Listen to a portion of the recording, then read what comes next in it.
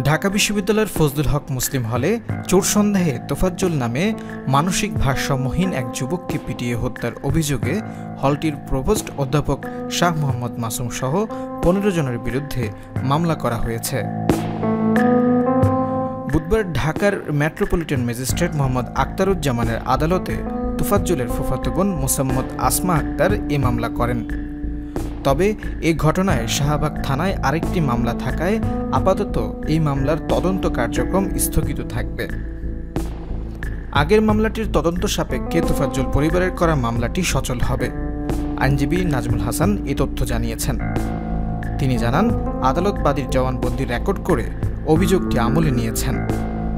যেহেতু এই ঘটনায় আগে দায়ের হওয়া মামলা চলমান রয়েছে, তাই এই মামলার তদন্ত আপাতত চলবে না।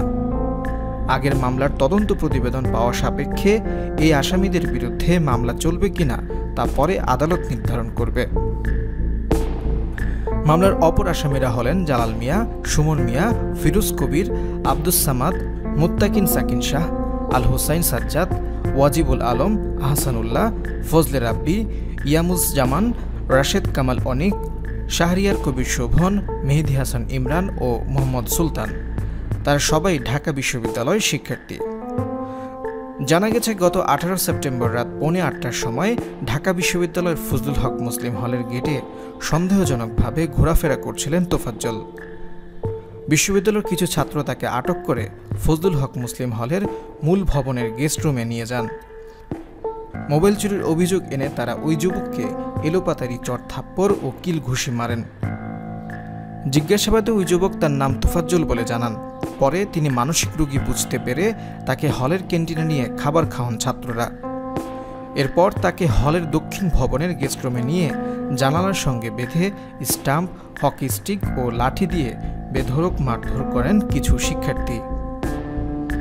এতে তিনি অচেতন হয়ে পড়েন। গুরুতর আহত অবস্থায় রাত 1টার দিকে ঢাকা মেডিকেল কলেজ হাসপাতালে নেওয়া হলে চিকিৎসক তাকে মৃত ঘোষণা করেন। পরদিন দুপুরে শাহবাগ থানায় মামলা করেন বিশ্ববিদ্যালয়ের স্টেট অফিসের সুপারভাইজার মোহাম্মদ আমানুল্লাহ। এরপর বিশ্ববিদ্যালয় প্রশাসনের সহায়তায় ফজলুল হক মুসলিম হল থেকে অভিযুক্ত 6 শিক্ষার্থীকে গ্রেপ্তার করা হয়।